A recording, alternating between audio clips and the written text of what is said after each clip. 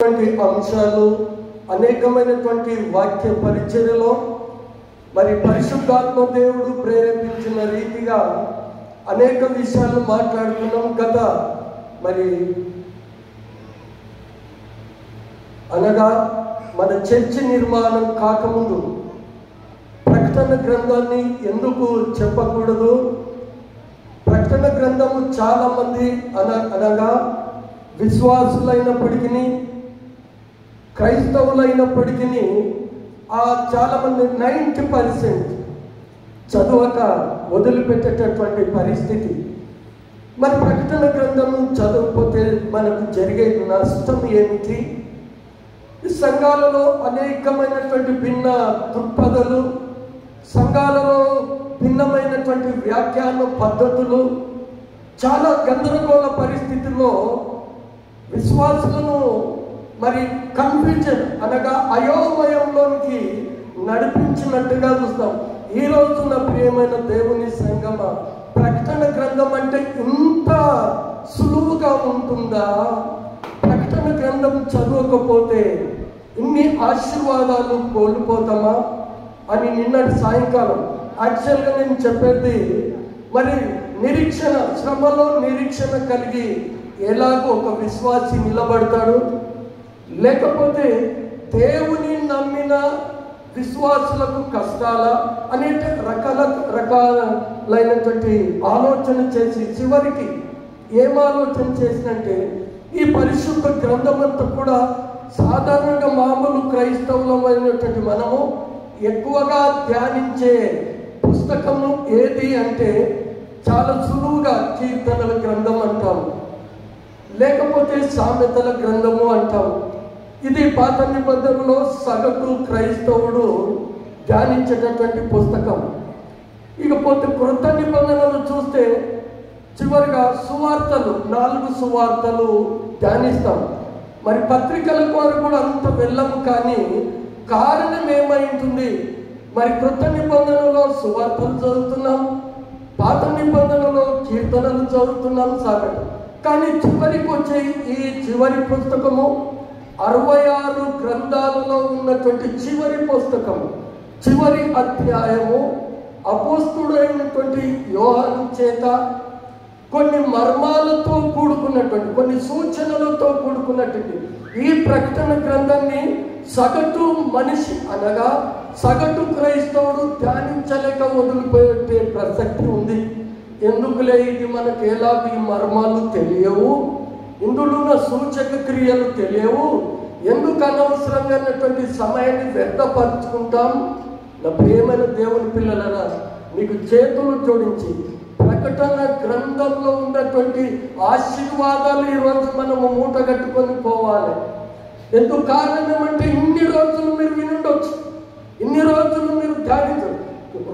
సుమారుగా నేను ఒక 20 times ఈ ప్రకటన గ్రంథం చదివినప్పటికీ సముద్రంలో ఒక చిన్న నీటి బిందువు అంతనే అర్థమైంది. టోటల్గా ఒక 20-30 times నేను ముగించుంటాను. అయినప్పటికీ అందులో కొంచెం మాత్రమే అవగాహన చేసుకోగలిగినాను.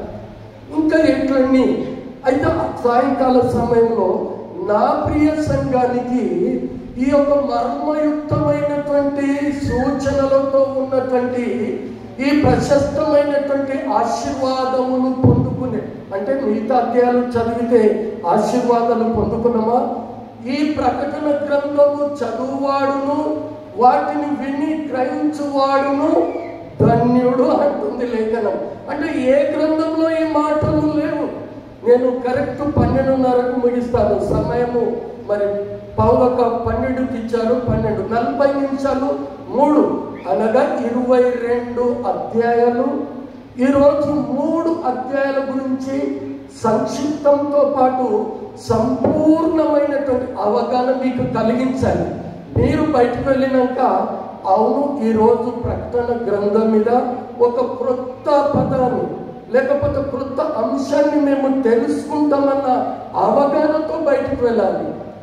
ఒక వ్యక్తి బజార్కి వెళితే డబ్బులు పెట్టి ధాన్యము లేకపోతే కూరగాయలు సమకూర్చుకొని వస్తాను. ఒక పంట పొలంలో వెళ్తే ధాన్యాన్ని తీసుకెళ్తాను.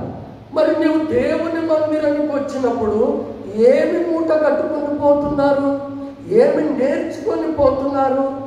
ఏదో క్రైస్తవులము, విశ్వాసులము, సంఘానికి వెళ్ళాలి, ఆరాధించాలన్న ఆలోచన కలిగి ఉన్నారా? లేకపోతే కృత పరిశుద్ధాత్మ దేవుడు ఈ యొక్క ప్రశస్తమైనటువంటి గ్రంథంలో లిఖించేటువంటి మాటలు మా హృదయంలో మేము నాటుకొని పోతామా? ఈ విషయాలు చాలా జాగ్రత్తగా ఆలోచించాలి.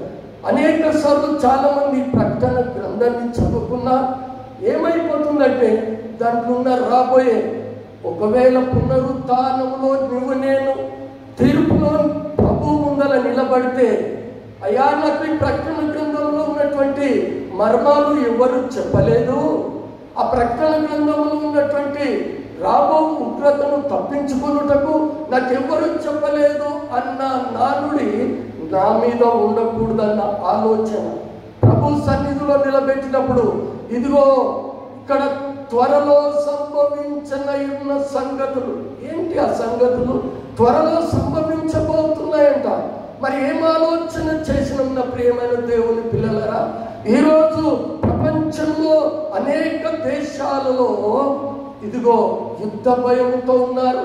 ప్రజలు ఏది సత్సంబంధాలు కోల్పోతున్నాము. ప్రజలు అనేకమైనటువంటి వ్యాధులతో, అనేకమైనటువంటి ఖగోళ శాస్త్రవేత్తలు కానీ రాజకీయ నాయకులు కానీ ఈ లోకం ఏమైపోతుంది, ఈ లోకం యొక్క గతి ఏమైపోతుంది ఆలోచనలు పడ్డారు. ఈ మనుషుల యొక్క వారికి వారే నాశనము చేసుకుంటారా? ఇలాంటి ఆలోచనలు త్వరలో సంభవింపబో సంగతులు ఏమనగా, అపోస్తుడైనటువంటి యోహాను ఇది అంటాడు. చాలా చింతాక్రాంతుడై ఉన్నాడు. ఏం జరగబోతుంది ఈ లోకము, మానవుని యొక్క జీవితం తర్వాత మానవుడు ఏ స్థితిలోనికి ఏమైపోతున్నాడు, ఇత్యాది విషయాలు మర్మాలతో కూడుకున్నటువంటి ఈ ప్రశస్తమైనటువంటి ప్రకటన గ్రంథము ధ్యానించకపోతే అనేకమైనటువంటి ఆశీర్వాదాలు కోల్పోయే ప్రమాదము ఉంది నా ప్రియమైన దేవుని సంగమ. ఇది కానీ ఉద్బోధకతం మాత్రమే. 3 అధ్యాయాలు కంప్లీట్ చేయాలనుకున్న ఉన్న సమయంలో అయితే ఇక్కడ అంటున్నాడు, యేసుక్రీస్తు తన దాసులకు. దాసులంటే ఎవరు అసలు ఈ ప్రకటన ఇంకొక ముఖ్యమైన విషయం కంటే, ఈ ప్రకటన గ్రంథము చదివే వాళ్ళు, అయ్యా ఈ మర్మాలు ఏంటో మాకు తెలియవు, ఈ పరిశుద్ధ గ్రంథంలో అనేక సూచనలు ఉన్నాయి, ఏదేదో కృత ఉంది, అది అర్థం కాదు అంటే పరిశుద్ధాత్మ దేవుడు ఈ పరిశుద్ధ గ్రంథంలో మనకు అర్థం కాని పదాలు లిఖించాడా? ఇది చాలా ముఖ్యమైనటువంటి ప్రశ్న. ఈ ప్రశస్త గ్రంథంలో, పరిశుద్ధ గ్రంథంలో మనుషులకు అర్థం కాని మర్మాలతో మరి ఆత్మదేవుడు అనగా పరిశుద్ధాత్మ దేవుడు లిఖించాడా? అవునండి, మనకు అర్థం కాని పదాలు దేవుడు ఈ యొక్క పరిశుద్ధ గ్రంథంలో లిఖించాడా? ఒకవేళ అర్థం కాకపోతే, ఒకవేళ ఈ గ్రంథాన్ని చదవకపోతే, మాకు అర్థం కాదంటే దేవుడు కూడా అర్థం కాలేదు. దేవుడు కూడా అర్థం. అందుకని అపోస్తుడైనటువంటి పౌలు కొరింథీ సంఘానికి రాస్తున్నటువంటి మాట ఏమిటంటే, 1 కొరింథీయులకు రాసిన పత్రిక 14వ అధ్యాయము 11వ వచనంలో ఒకసారి అపోస్తుడైనటువంటి పౌలు, అర్థము నాకు తెలియకుండా ఎడల, అమ్మా మాటల అర్థము నాకు తెలియకుండా ఎడల మాటలాడువానికి నేను పరదేశినిగా ఉండును. మాటలాడువానికి నేను పరదేశిని అంటే నీకు నాకు ఒక పరిచయం లేకపోతే నేను పరిచయిస్తున్నా. ఎప్పుడు మాటలకు అర్థము తెలియకుండా ఎడల మాటలాడు వానికి నేను ఏ విధంగా ఉంటానంట? పరదేశిని. నేను మీకు తెలియదు, దేవుడు అంటే తెలియదు. ప్రియమైన దేవుని సంగమ, ఈరోజు ఒకవేళ ఈ ప్రశస్త గ్రంథంలో లిఖించిన ప్రతి మర్మము తెలియకపోతే, పరిశుద్ధాత్మ దేవుడు నీకు నాకు పరదేశిగా ఉంటాడు. ఆయన ఎవరో తెలియదు, ఆయన కార్యాలు తెలియదు, ఆయన సూచక్రియలు తెలియదు, ఆయన అద్భుత కార్యాలు తెలియవు. అందుకని మాటలాడువానికి ఈ మాటల అర్థము తెలియకపోతే మాటలాడువానికి నేను ఎలాగుంటానంట, పరదేశి అంటే ఏంటి, నోవెల్ తెలియనటువంటి వ్యక్తిని. అంటే గ్రంథంలో ఉన్న ప్రతి వాక్యము తెలియకపోతే నీవు దేవునికి పరిచయిస్తుడవు కావు.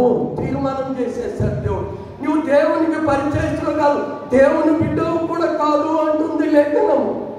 అందుకని ఈ ప్రకటన గ్రంథములో వ్రాయబడింది, చదువువాడును వాటిని విని గైకొనువాడు ఎంత అద్భుతమైనటువంటి మరి అపోస్తుడైన యోహాను రాస్తాడు. ఇది మొదటిది. మరి ఎట్లా మనకు అర్థం కావాలి? మానవ జ్ఞానమా, మానవుని డిగ్రీలా, లేకపోతే ఏది థియాలజీ కాలేజ్ డిగ్రీలా, ఎలాగ అర్థమవుతుంది? ఏదన్నా ఉన్నతమైన వ్యక్తిగా ఉండాలా? చాలా ఆలోచించాలి. నన్ను చాలా ఫాలో కావాలి మీరు. ఇప్పుడు ఈ ప్రశస్త గ్రంథాన్ని అర్థం చేసుకోవాలంటే మనబోటి వాళ్ళకు అర్థం కాదంటున్నావు. ఇక్కడ దేవుడు అంటున్నాడు, మాటలకు అర్థం తెలియకుండా నేడలా మాటలాడు వానికి నేను పరదేశిని అన్యుడిగా ఉంటానంటున్నాడు. మరి ఆ మాటల అర్థం తెలియాలి అంటే ఈరోజు వాక్యం ఉన్నటువంటి ప్రతి ఒక్కరు ఇది నష్టపోయే ప్రమాదం ఉందండి. నేను నేర్చుకున్నది కొంత, ధ్యానించింది కొంత. ఈ 12:30 వరకు ముగించాలి. 40 నిమిషాలలో 3 అధ్యాయాలు అనగా 22 అధ్యాయాలు. నెలలో ఒకసారి ఎన్ని నెలలు పడుతుంది ఈ ప్రకటన గ్రంథము? చివరి వరకు నాకు అవకాశం ఉన్నప్పుడు 22 అధ్యాయాలు కంప్లీట్ చేయాలని ప్రభు సన్నిధిలో నేను మొరపెట్టుకున్నాను.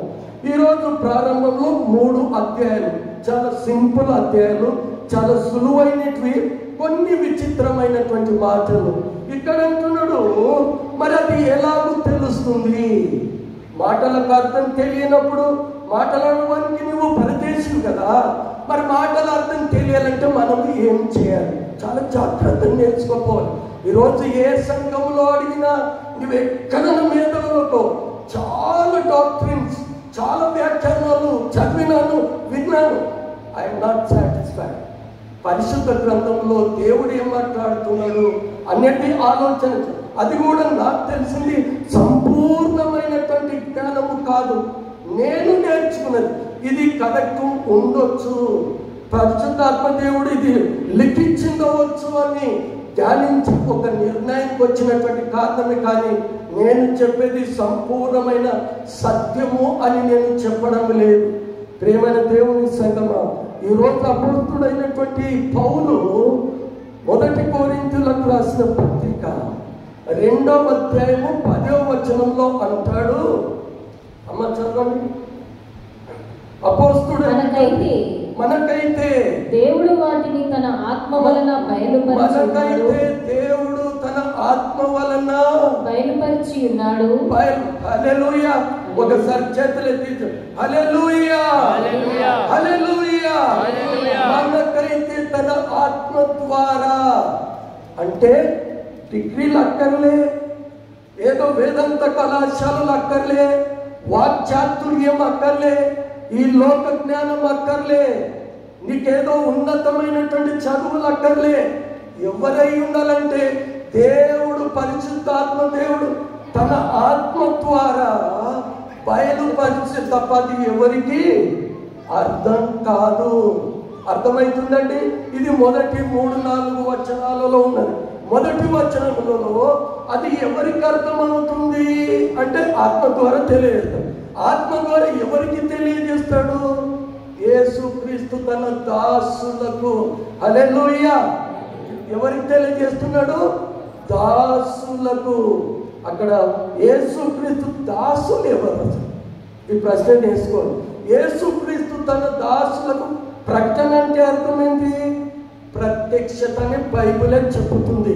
ప్రత్యక్షపరచడము, తెలియజేయడము, రాబో ఉగ్రత నుండి తప్పించడానికి ఆ కలిగినటువంటి సంపూర్ణమైనటువంటి సార్వత్రిక సంఘాలకు తెలియజేసేటటువంటి ఆ గ్రంథమే ప్రకటన గ్రంథము. పరిశుద్ధాత్మ దేవుడు లిఖించాడు. మరి దాసుడు అంటే ఎవరు? దాసుడు అంటే ఏం చేయాలి? ఒకసారి మత్తయి సువార్త 6వ అధ్యాయం, మత్తయి సువార్త 6వ అధ్యాయము 24వ వచనములో మరి అపోస్తుడైన అమ్మా ఎవడును ఇద్దరు యజమానులకు దాసుడుగా ఉండనేరడు. ఎవడును ఇద్దరు యజమానులకు దాసుడుగా ఉండడు. అతడు ఒకని ద్వేషించిన ఎడల ద్వేషించి ఒకని ప్రేమించును, లేదా ఒకని పక్షముగా నుండి ఒకని తృణీకరించును. మీరు దేవునికి సిరికిని దాసులుగా నుండనేరదు. ఈ సంపద అంతా, అందుకనే ధనాపేక్ష సమస్తమైనటువంటి కీడులకు మూలము అంటుంది. నీ ధనం ఎక్కడుండునో నీ హృదయ ఆలోచనలు దాని చుట్టే భ్రమిస్తాయి. సూర్యుడు, చంద్రుడు, భూమి ఆ చుట్టూ ఎలా తిరుగుతాయో నీ భ్రమణం అంతా కూడా ఎలా ఉంటుంది? అందమున్న ఒక ప్రమాదమే, ధనమున్న ఒక ప్రమాదమే, అన్నిటికంటే బుద్ధి వివేకములు కనివంటివి మన పరలోకపు తండ్రి, మన స్థిరమైన నివాసము పరలోకమందున్నటువంటి తండ్రి. ఆ జ్ఞానము సంపాదించుకోవాలి. అందుకనే ఆ జ్ఞాని అయిన సొలొమోను అంటాడు, నీ సంపదనంతా ఇచ్చి జ్ఞానాన్ని సంపాదించుకో అంటాడు. సామెతలు 4:10 వచనము 7వ వచనములో. ఈరోజు జ్ఞానాన్ని సంపాదించుకోవాలంటే ఆ జ్ఞానం గల దేవుడు కావాలి కనుక ఇద్దరు ఎవరికి ధనానికి సిరికి దాసులు కారు. మరి ఎట్లా మనం దేవునికి దాసులుగా కావాలంటే అదే అపోస్తుడైనటువంటి పౌలు కొరింథీయులకు రాసిన మొదటి పత్రిక 7వ అధ్యాయము 23వ వచనంలో పరిశుద్ధాత్మ దేవుడు తన ప్రత్యక్షతను కనపరుస్తున్నాడు. మీరు విలువ పెట్టి కొనబడిన వారు గనుక మనుషులకు దాసులు కాకుడి. హల్లెలూయా, హల్లెలూయా, హల్లెలూయా. చాలా జాగ్రత్తగా నేర్చుకోపోవాలి. ఈరోజు ఇదంతా విన్నా మనం ఒకే సంతోషం. మీరు విన్నా నేర్చుకున్నారంటే చాలా సంతోషం. నువ్వు దాసుడుగా ఉండాలంటే ఇక్కడ ఏంటంటమ్మా, మీరు విలువ పెట్టి కొనబడిన వారు కనుక మనుషులకు. ఈరోజు ఏమంటున్నామండి, మనుషులకు దాసులుగా అయిపోతున్నాం, డబ్బుకు లొంగిపోతున్నాం, లేకపోతే ఆకర్షించబడుతున్నాం. దేవునికి దాసులుగా ఉండాలి. దేవునికి దాసులుగా ఎలా ఉంటారండి? పౌలు అంటాడు గలతీ పత్రికకు రాస్తూ, గలతీయులకు రాసిన పత్రిక, జాగ్రత్తగా నా మాటలు దాసుడు అన్న మాట మీనుంది. మీరు దాసులుగా ఉండాలంటే ఈ మాటలన్నీ మీ హృదయంలో పెట్టుకోవాలి, రాసుకోవాలి.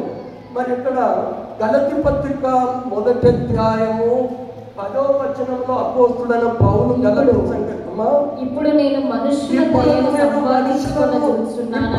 మనుషులను సంతోషపెట్టు గోరువాడనైతే దేవుని దయను సంపాదించు చూచుచున్నానా? నేను దేవుని దయను సంపాదించుకొని చూచుచున్నానా? నేను మనుషులను సంతోషపెట్టు గోరుచున్నానా? ఒకవేళ నేను మనుషులనే సంతోష పెట్టాలంటే ఈ రోజుల్లో మనం ఏం కోరుకుంటున్నామండి?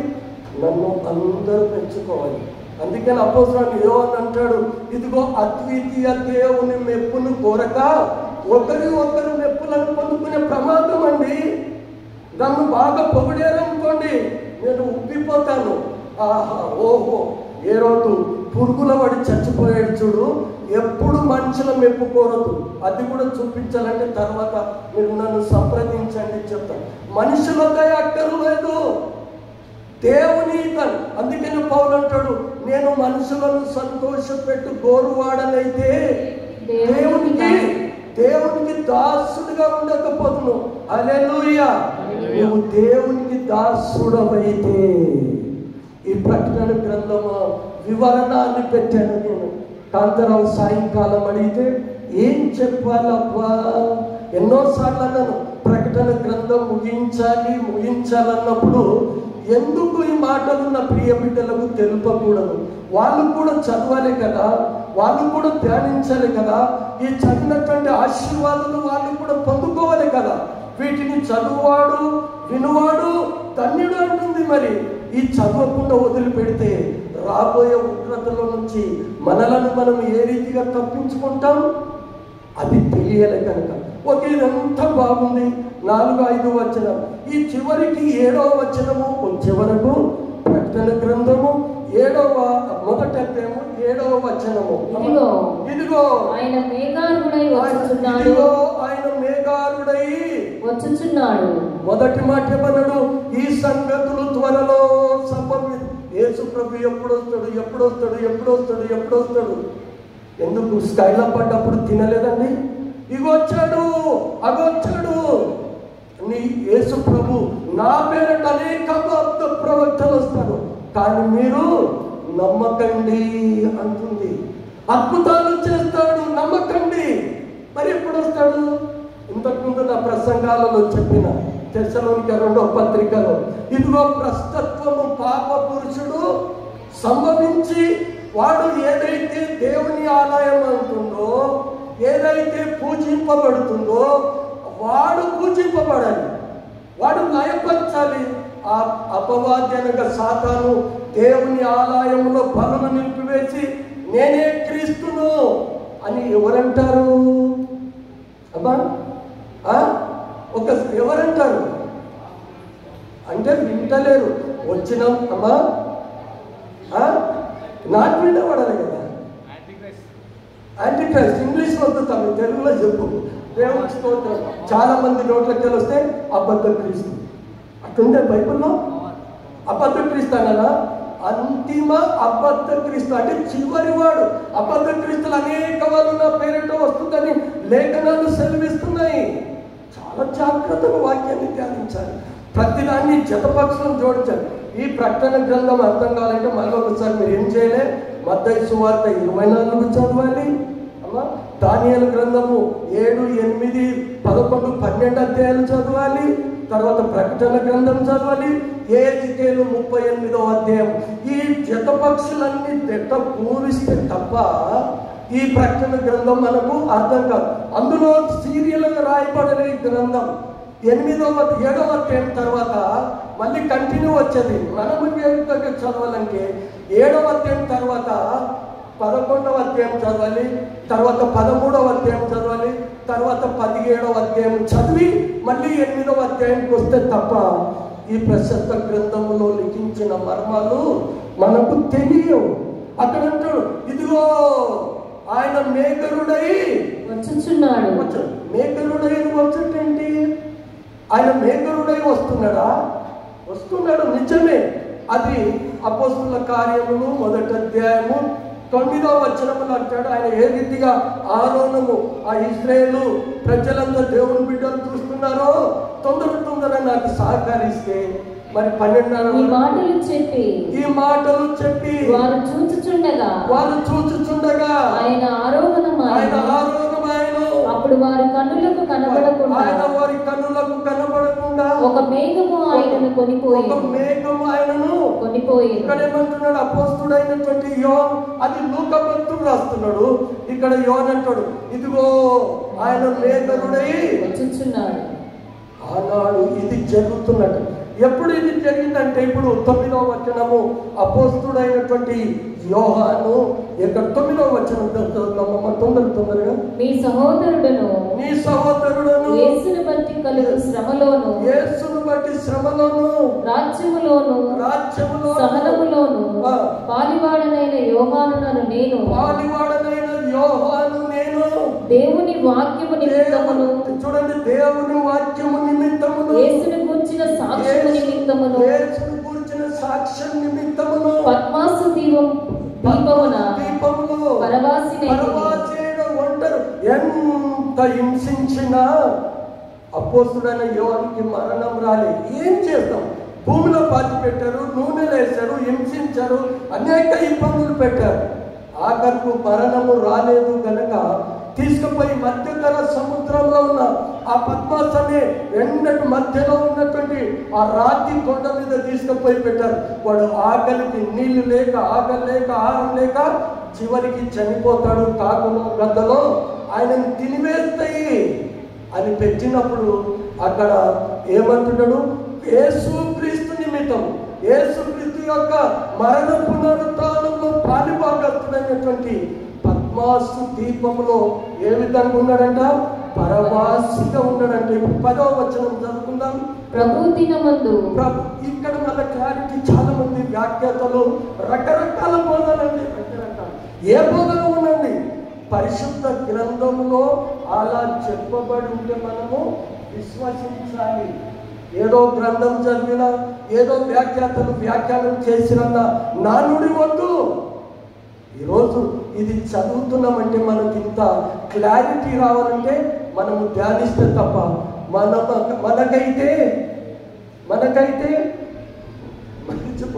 మనకైతే తన పరిశుద్ధాత్మ ప్రేరేచేత నేర్పించాడు అని చదువుకున్నాం.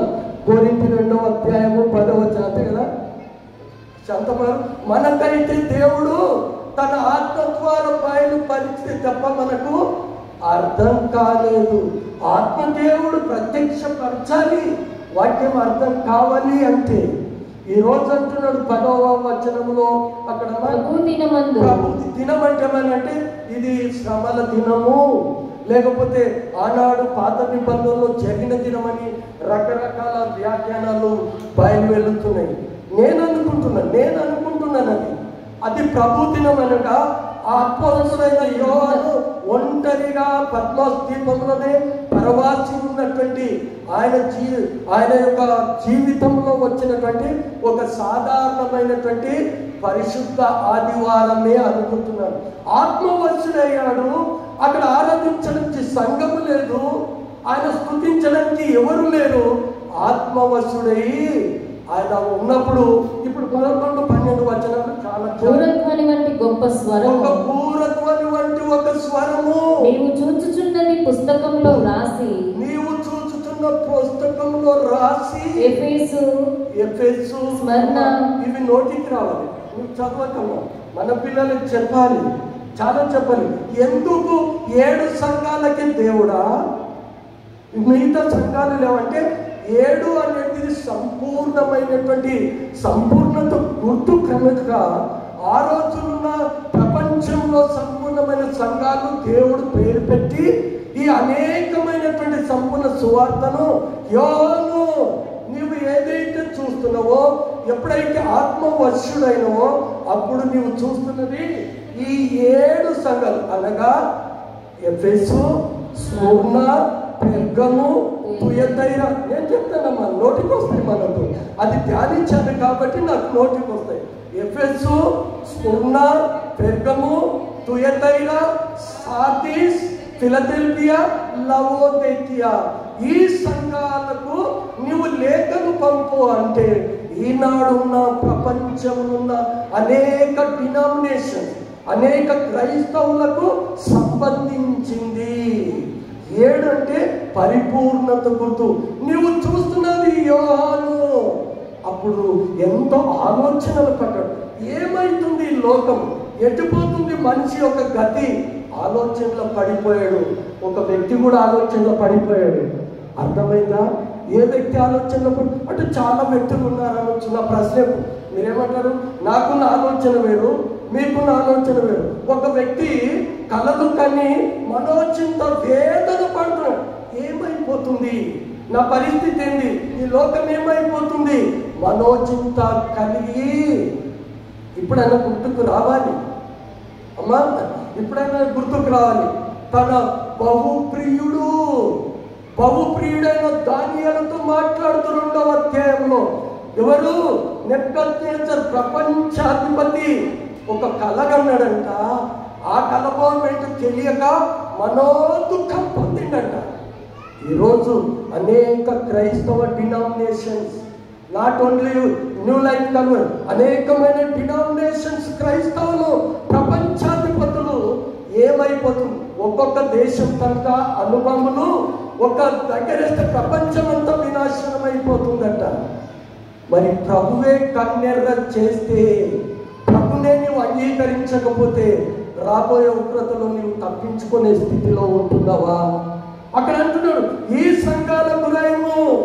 ఆ సంఘాల్లో ఉన్న బలహీనత, ఈరోజు మన సంఘాల్లో ఉన్న బలహీనత ఏముందండి మాకు అంటారేమో.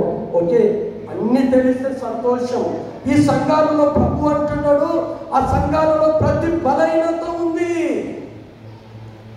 ఇప్పుడు యేసుక్రీస్తు ఆకారమైన తర్వాత 7 సంఘాలు చెప్పడానికి స్పీడ్గా వెళ్తాం. ఏంటంట 12, 13 వచనాలు అమ్మ చదువు కొంచెము. ఇది వినగా నాతో మాట్లాడుచున్న స్వరమేంటో అని చూడండి, చాలా ఇది వినగా ఏది? ఇదిగో నీవు చూచుచున్నది ఈ గ్రంథాలకు సంఘాలకు లేఖను. ఈరోజు మీకు లేఖను పంపిస్తున్నా నేను. హల్లెలూయా, ఒకసారి హల్లెలూయా. ఈరోజు ఆ లేఖలో ఉన్న సారాంశం మీకు అప్పచెప్తున్నాను. అక్కడ నీవు చూస్తున్నది రాయి 7 సంఘాలకని చెబుతూ చదవండి. ఇది వినగా నాతో మాట్లాడుతున్న స్వరము ఏమిటని చూడవెను. ఈరోజు నేను మాట్లాడుతుంటే మీకు పరదేశిగా ఉన్నానా, లేకపోతే పరిచయ ఒక సేవకుడుగా ఉన్నానా? నాతో మాట్లాడుతున్న స్వరం ఏమిటో అని ఎవరు?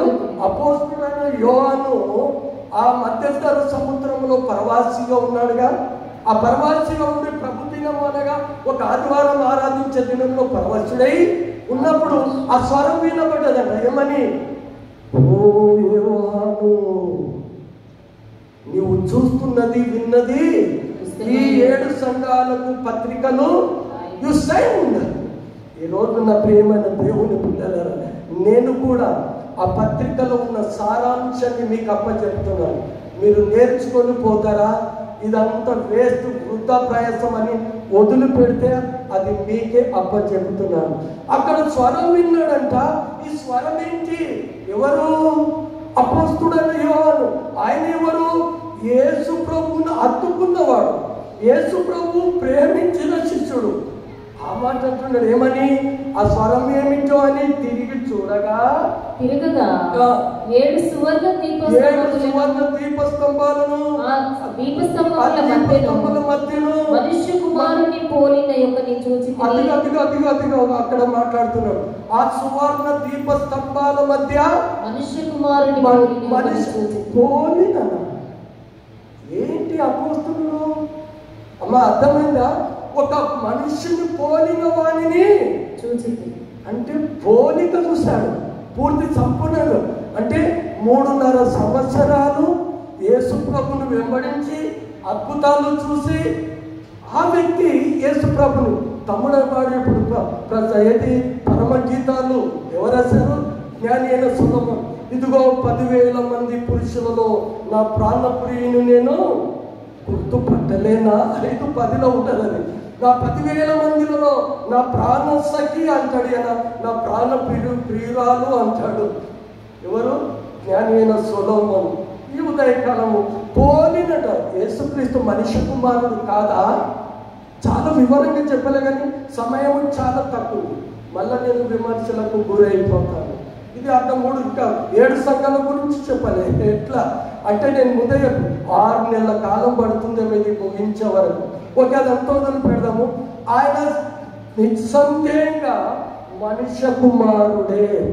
మార్క్సు వార్త 10వ అధ్యాయం 45వ తొందరగా 10 నిమిషాలలో ఆ 7 సంఘం చెప్పి మళ్ళీ ఒకసారి కంటిన్యూ చేద్దాం.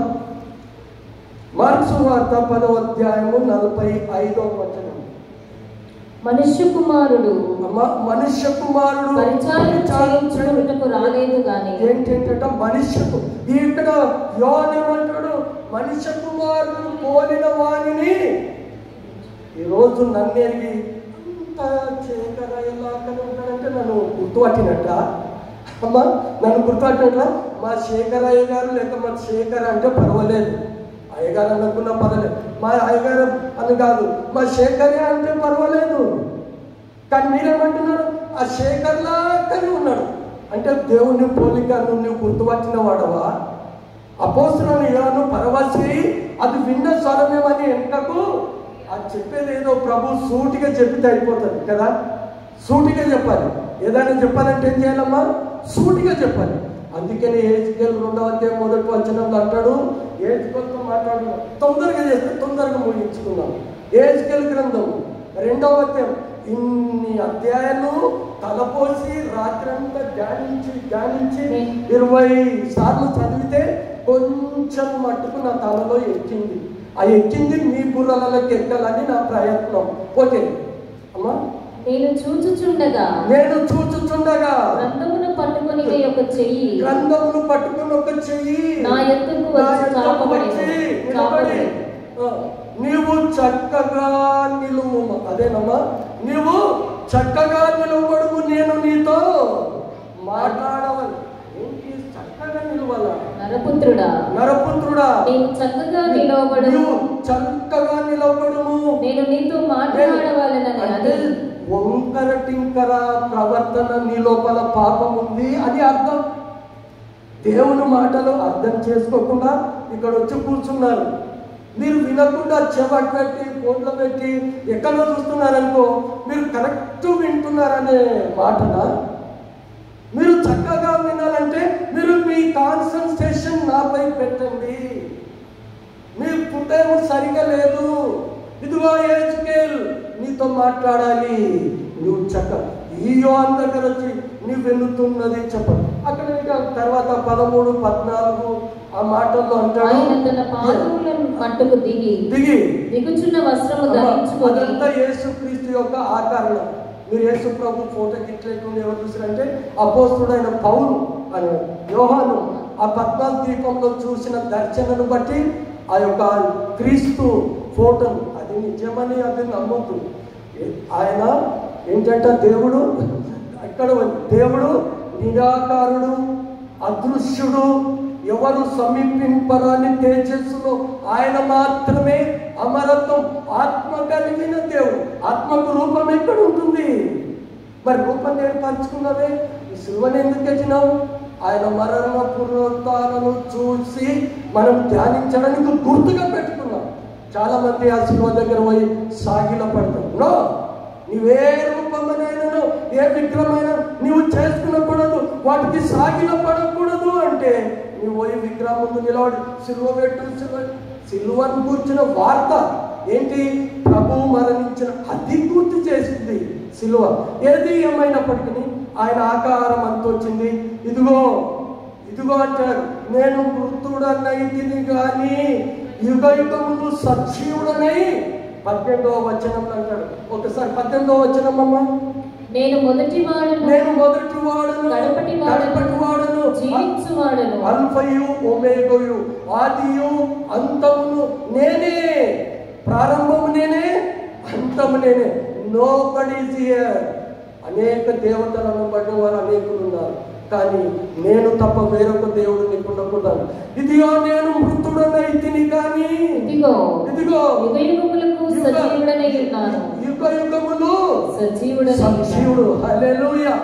7 నక్షత్రాలు 7 దీపస్తంభాల మధ్య సంచలనం. అక్కడ కిందనంటూ 7 సంఘాలు, 7 దీపస్తంభాలు, 7 నక్షత్రాలు సంఘాలు అని మనమేం కష్టపడకుండా పరిశుద్ధాత్మ దేవుడే లెక్కించాడు. ఆ 7 దీపస్తంభాలు ఏంటంట? 7 సంఘాలకు దూతలు అని చెప్పేసింది.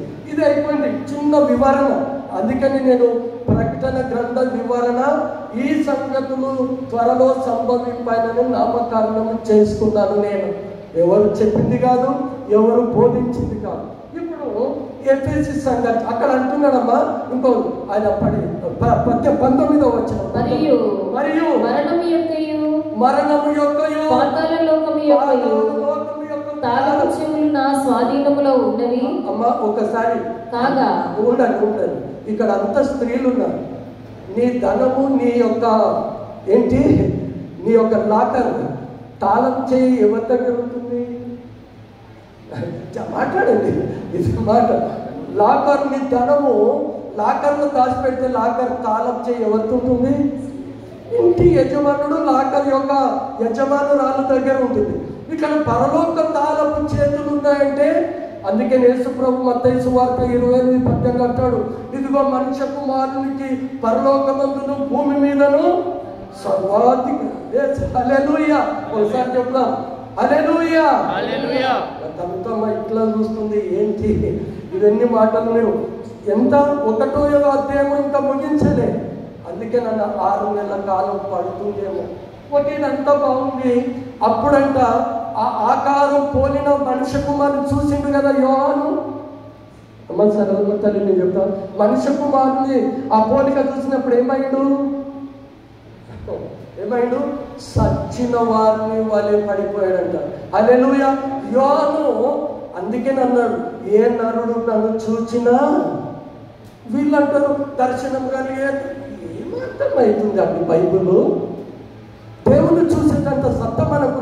అపోస్తలులు చూడలేదు, వాళ్ళు మనిషి ఆకారంలోనే చూశారు. అందుకనే అపోస్తలుని 19 అంటాడు పిలాతు, ఇదిగో ఈ మనుష్యుడు అంటాడు. యోహాను 19వ అధ్యాయంలో అది చదువుడు అక్కర్లేదు. ఇక్కడ ఆయన పోలిండు గుర్తుపట్టలేదు. నేను మనుష్య కుమారుని పోలినన్నాడు. తర్వాత వచ్చి మెట్ల యేసుప్రభు వచ్చి యోహాను యోహాను భయపడకుము అన్నాడమ్మా. 19వ అధ్యాయం చదువున తల్లి. కాగా నీవు చూచిన వాటిని ఉన్న వాటిని వీటి వెంట కలగము వాటిని అనగా నా కుడి చేతితో నువ్వు చూచిన 7 నక్షత్రములను చూచిన మర్మమును ఆ 7 సువర్ణ దీపస్తంభముల సంగతియు వ్రాయుము. నువ్వు భయపడకుము నీతో నేను మాట్లాడుతున్నా అంటాడు. భయపడ్డాడు. ప్రభు యొక్క ఆకారం చూస్తేనే. అప్పుడు ఎట్టున్నాడు యేసు ప్రభు అండి? మనుష్య కుమారుడు అట్టున్నాడా? నేను ఆయనను చూడగానే దయచేసి అందరూ వినాలి. నా ప్రియమైన దేవుని పిల్లలారా, ఈ మాటలు మళ్ళీ బయట పోతే మీకు దొరుకుతుండొచ్చు, కానీ వినండి అని విజ్ఞప్తి మీకు చేతులు జోడిస్తున్నా. ఏమన్నా మళ్ళా చదువు. నేను ఆయనను చూడగానే చచ్చిన వాని వలె ఆయన పాదంలో పడి ఆయన తన కుడి చేతిని తనపై ఉంచి నాతో ఇట్లనెను భయపడకుము. ఇది జరిగింది. 7 సంఘాలకు రాయి, 7 సంఘాల దూతలకు ఆ 7 నక్షత్రాలు 7 దీపస్తంభాల మధ్య సంచరిస్తున్న మనుష్య కుమారుడు. అప్పుడు యేసు ప్రభు ఎలా ఉన్నాడంట? ఎవరు చెప్తారు? ఇది చాలా ఆత్మీయతో కూడుకున్న అంశం అండి ఇది. అప్పుడు నీవు చేసిన సాధువు అయినా, లేకపోతే తృణీకరింపబడినా, లేకపోతే అవమానం పొందినా, లేకపోతే గొర్రెపిల్లగా కనిపించడంలే, అక్షేతను ధరించుకొని ఇదిగో కోటాను కోట్ల మహిమలో ఉన్నాడు ప్రభు. హల్లెలూయా. కోటాను కోట్ల మహిమలో యేసు ప్రభు ఉన్నాడు.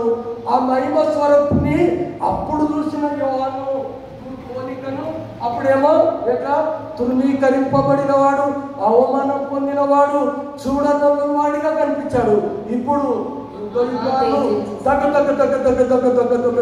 మెరుస్తున్న ఒక మహిమ శరీరంతో ఉన్నాడు. ఆ మహిమను చూడగానే ఈ అపోస్తుడైన యోహాను ఏమైపోయాడు? ఆయన పాదముల చెత్త పడిపోయాడు. ఒకటి. ఇప్పుడు 2వ అధ్యాయం 3 చెప్పి ముగించుకుందాం. మొదటి ఎఫెసీ సంఘం, మొదటి సంఘం ఏది? సార్వత్రికనగా ప్రపంచవ్యాప్తంగా ఉన్న సంఘాలకని అర్థం చేసుకుందాం. ఈరోజు నా ప్రియమైన దేవుని పిల్లలారా, ఈ సంఘంలో ఉన్న నీ క్రియలను ఎరుగుతానంటున్నాడు, నీ సహనాలను ఎరుగుతానంటున్నాడు. నువ్వు అపోస్తులు కాక అపోస్తులను నీవు చేర్చుకోలేదంటున్నాడు, నువ్వు అన్నింటినీ విడిచిపెట్టినావు అంటున్నాడు. కానీ వన్ థింగ్, ఇంకొక మాట నీకు చెప్పాలి, ఒక తప్పిదము. ఏంటి ఆ తప్పిదము? ఇదిగో నీకున్న మొదటి ప్రేమ ఇప్పుడు నీ లోపల కరువైందయ్యా. ఎఫెసీ సంఘమా, నీ లోపల ముందున్న ప్రేమ. అమ్మ 4వ వచనం లేదన్నా 2వ అధ్యాయము 4-5 వచనాలలో అయినను మొదట నీకుండిన ప్రేమను నీవు వదిలిపెట్టినావు కనుక నేను నీ మీద తప్పు ఒక తప్పు సంఘమా. అనేక సంఘాలకు హెచ్చరిక ఇది. ఈరోజు నీ ప్రేమ నా ప్రేమ నశించిపోతుంది. నిన్ను వాళ్ళని పొరుగు వారిని ప్రేమించుమన్న యేసు ప్రభు యొక్క ప్రేమ ఏమైపోతుందండి? వాదోపవాదాలు, తారతమ్యాలు, ఒకరికొకరు నేను గొప్ప అంటే నేను గొప్ప, సంఘాలలో ఐక్యత లేదు. ఆ ప్రేమ ఉందా? సహోదరుల ఐక్యత కలిగి నీవు చుంటుంది లేఖను. మరి నీ ప్రేమను వదులుకున్నావు. క్రీస్తు ప్రేమమయుడు, కరుణమయుడు, దయాళుడు కదా. ఇదిగో నువ్వు ఆ ప్రేమను వదిలిపెట్టినావు. Is the main wrong in you. నీ లోపల ఇది తప్పుంది. హల్లెలూయా. అది 7 నక్షత్రాలు 7 దీపస్తంభముల మధ్య మనిషిని పోలిన స్వరము. ప్రకటన గ్రంథం 2వ అధ్యాయం మొదటిలో ముగించినాం. ఇది 2వ అధ్యాయం వచ్చే వరకు ఏముంది? ప్రేమ వదిలేం. రెండవది ఏంటంటే స్మరణ. అక్కడ ఉంటున్నాడు. ఏమని అంటున్నాడు? ఇదిగో ఏమంటున్నాడు అక్కడ చెప్తారా అమ్మా? ఇదిగో మొదటి వాడును కడుపటి వాడును చెప్పు సంగతులు. ఎంత ధ్యానించాలి. స్మరణ సంగమా, మొదటి వాడు కడుపటి వాడు, ఆదియు అంతమునైన వాడు నేనే, అల్పయు ఒమేగా. ఇన్ని మాటలు జోడించాను ఇప్పుడు. నా ప్రియమైన దేవుని పిల్లలారా, అక్కడ స్మరణ. ఇదిగో నీవు విగ్రహములకు బలిచింది నీవు తింటున్నావు, విగ్రహముల జోలికి వెళుతున్నావు. ఇదిగో అది నీవు విడిచిపెట్టు. అది అంటున్నదేమని? మొదటివాడు కడుపుటివాడు చెప్పు. ఓ స్మరణ సంగమా, నువ్వు విగ్రహముల నుండి ఇచ్చుతున్నావు, పాపాన్ని నీ హృదయంలో పెట్టుకున్నావు, విగ్రహాలను ఆరాధించే మనసు నీ లోపల ఉంది. అది నీ లోపల నుంచి తీసివేయు. అన్ని సంఘాలు లేదా నీవి? అన్ని సంఘాలు. మరి సార్వత్రిక సంఘం కదా ఇది. స్మరణ సంఘానికి చెప్పిన లేఖన పత్రిక. 3వది ఏంటమ్మా? మా పెర్గము. అక్కడ అంటాడు 2 అంచులు గల ఖడ్గం గలవాడు. ఈ మాట ఎక్కడ విన్నారా? 2 అంచుల ఖడ్గము అమ్మా, విన్నారా? దేవునితో మరి రావాలి కదా. రేపు ఈ బైబుల్ ఉండదు, రేపు ప్రసంగాలు ఉండవు, రేపు ఏ సేవకులు రారు. అప్పుడు ప్రభు రాకడలో తీర్పులు నిలబెట్టాడు. నా కొరకు ఏం చేసినావు? నా కొరకు ఇంత ఇచ్చిన నీకు నా కొరకు ఏం పని చేసి పెట్టినావు? ఎంతమందిని దేవుని తట్టు తిప్పినావు? వాక్య పరిచయం చేసినావు అంటే ఏం సమాధానం చెప్తావు? 2 అంచుల ఖడ్గం అంటే ఒకసారి చూడండి. ఎబ్రీయులకు రాసిన పత్రిక 4వ అధ్యాయం. అమ్మా, ఎబ్రీయులకు రాసిన పత్రిక 4వ అధ్యాయం 6-7 వచనాలు అనుకుంటాను. అక్కడ ఎవరో కొందరు విశ్రాంతిలో ప్రవేశించుదురన్న మాట నిశ్చయము కనుకను ముందు సువార్త వినిన వారు అవిధేయత చేత ప్రవేశింపలేదు గనుకను నేను మీరాయన మాట వినిన ఎడల మీ హృదయములను 2 అంచుల ఖడ్గం అంటే ఎబ్రీ పత్రిక 4వ అధ్యాయము 10వ వచనం. ఎందుకనగా దేవుని వాక్యము సజీవమై. దేవుని వాక్యము ఏంటంట? సజీవమై. నేను అనేక సార్లు నా నోటి నుంచి వచ్చేది ఒక మాట. మన ప్రెసిడెంట్ గారు అంటారు, ఆయన రాజ్యమును గురించి ఆయన నీతిని గురించి మొదట వెతకాలి. ఎట్లా అంటాడో నేను అనేక సార్లు చెప్పాను. ఏమని? ఇదిగో సజీవమైన రాళ్ల చేత ఆత్మ సంబంధమైన మందిరంగా కట్టబడి. ఎవరు? మనం. మీరు కట్టబడితిరి అనగా రాళ్ళు అంటే మనము పేతురు అంటాడు. ఇక్కడ అంటున్నాడు 2 అంచులు సజీవమైన బలము గలదై 2 అంచులు గల ఎటువంటి ఖడ్గము కంటేను. 2 అంచుల ఆ ఖడ్గము ఇక్కడ పెర్గమ సంఘంతో మాట్లాడుతుంది. ఏమని మాట్లాడుతుంది అమ్మ? పెర్గమ సంఘము. పెర్గములో ఉన్న సంఘపు దూతకి వాడి అయిన 2 అంచుల గల ఖడ్గము కలవాడు చెప్పు సంగతులేమనగా సాతాను సింహాసనమున్న స్థలములలో. ఎందుకంటే లేట్ అయిపోతుంది. యూదులు కాకయే యూదులమని చెప్పుకుంటున్నావు. ఓ పెర్గమా, ప్రతి మనిషిలో ఈ బలహీనతలు ఉన్నాయండి. చాలా మంది నేను పరిశుద్ధాత్మను పొందుకున్నాను, ఒకే సంతోషం, నేను పరిశుద్ధ దేవుడు నాతో మాట్లాడాడు అంటే నీ లోపల లేవా? నీవు మనిషివే కదా. అపోస్తులు యోహాను అంటాడు, సాగిల పడితే దేవుడితో వచ్చి 19:20 అంటుంది, ఇదిగో సుమి నేను నీ వంటి మనిషిని, దేవునికి మాత్రమే సాగిల పడాలన్నప్పుడు ఈ మనుషులు నేను పరిపూర్ణుడా.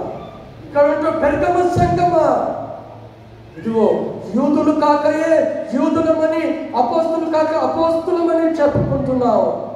అప్పుడు ఏమంటున్నాడు 5వ వచనంలో? అప్పుడు పెర్గమ సంఘానికి మేము ఏ స్థితిలో నుండి పడితివో అది జ్ఞాపకం చేసుకొని మారు మనస్సు పొంది ఇది పెద్దమా నీ లోపల మారు మనస్సు అనుభవం లేదు. ఇవన్నీ లేఖలు ఎప్పుడు అడుగుతాడు మనకు? ప్రభు తీర్పులో నిలబడ్డప్పుడు. అయ్యో ఇంత తెలియదండి నాకంటే కుదరదు. ఇక చిన్న చెప్పాను. 4వ సంఘము. ఏం సంఘము? తుయతైరా. ఈ తుయతైరా ఏం గుర్తుకు వస్తుంది? ఒక చిన్న మాట ముగిద్దాం. 4 చెప్పేద్దాం, ఇక 3 తర్వాత చూద్దాం. అయ్యా లూదియా ఎక్కడ? తుయతైరా పట్టణాస్త్రాలు. ఏంటి ఆమె? ఊదా రంగు పొడి, చాలా ఖరీదైంది. అప్పుడు రాజ్య వస్త్రాలను అత్తేది, వస్త్రాలను అద్ది, పౌడర్ రంగును అత్తేది. కానీ ఎక్కడ? యూరప్ అంతా కూడా సువార్త ప్రకటించింది. ఫిలిప్పు. ఈ ఫిలిప్పు ఎవరంటే తర్వాత చెప్తున్నాం. గ్రేట్ అలెగ్జాండర్ ఫాదర్, అలెగ్జాండర్ తండ్రి ఫిలిప్పు. ఆ ఫిలిప్పు మాసిదోనియా నుండి ఫిలిప్పుకి వచ్చి ఆ ఫిలిప్పు ప్రాంతంలో నది ఒడ్డున స్త్రీలు కొందరు ఆదివారపు దినాన్ని ఆరాధిస్తున్నప్పుడు పౌలు వెళ్ళాడు సమాజ మందిరాలు లేక. అక్కడ లూదియా తను రక్షింపబడి, తను వెలిగింపబడి, తన కుటుంబాన్ని కూడా వెలిగించింది. హల్లెలూయా. తుయతైరా పట్టణంలో అంట, ఇది ముగించుతాను నేను చివరి, ఇక 3 వదిలిపెడుతున్నాను. అదే తుయతైరా పట్టణంలో అర్థం ఏమిటంటే, ఇదిగో నీవు దేవత యెజబెల్ అన్న రాణిని. యెజబెల్ అంటే ఎవరు? ఆహాబు భార్య అండి. యెజబెల్ అనే ఒక సైతాను స్త్రీని నీవు ఉండనిస్తున్నావు. అదేనా తుయతైరా పట్టణం? యెజబెలుని నీవు ఉండనిస్తున్నావు. ఒక పాపము నీ లోపల ఉంది, విగ్రహం నీ లోపల ఉంది, అబద్ధికురాలు. ఓ తుయతైరా సంగమా, ఇది నీ లోపల ఉంది, దాన్ని తీసివేయలేదు. విగ్రహారాధన. ఈ రోజున ప్రియమైన దేవుని పిల్లలు, మొదటి అధ్యాయంలో ఆయన ఆకారము, ఆయన చూస్తున్నదంతా వివరణ ఇచ్చాడు. ఈ 2వ అధ్యాయం అంతా ఏముంది? ఈ 3వ అధ్యాయం అంతా కూడా 7 సంఘాల లేఖల యొక్క వివరణ మాత్రమే ఉంది. అందుకే నేను ప్రకటన వివరణని నామకరణం చేసి పెట్టాను. ఈరోజు వాక్యం ఇచ్చినటువంటి ప్రేమైన దేవుని పిల్లలారా, ఇదిగో రాబోయే ఉగ్రతను తప్పించుకోవడానికి, ఇదిగో అంతిమ అబద్ధ క్రీస్తు రాకముందే సంగమ మనలను మనము సరిదిద్దుకున్నాం. మనలను మనము దేవుని సన్నిధిలో చేరుతాం. ఒక పాట కోరస్ వారం తమ్మించండి. మన పాటల పుస్తకంలో 700 777 కాదు, 777 అంటే అందరు వేసుకుందాం, చాలా బాగుంటుంది కదా. 666 వేసుకోవాలి. ఒక ఏమవుతుందండి, మీరు ఏది వేసుకుంటే ఏమవుతుంది కదా. ఒక 777లో ఒక పాట, అక్కడ ఒక భక్తుడు రాస్తాడు. ఒకసారి వాడండి తల్లి. మొదటిలో పల్లవి, మొదటి వచనము, చివరి వచనం.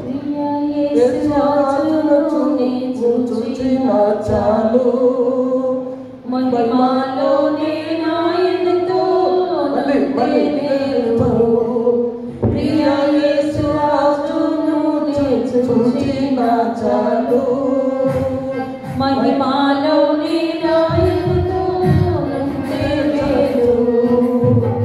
నిత్యమైన మోక్ష నిత్యమైన మోక్ష భక్తుల చాలు, భక్తుల చాలు.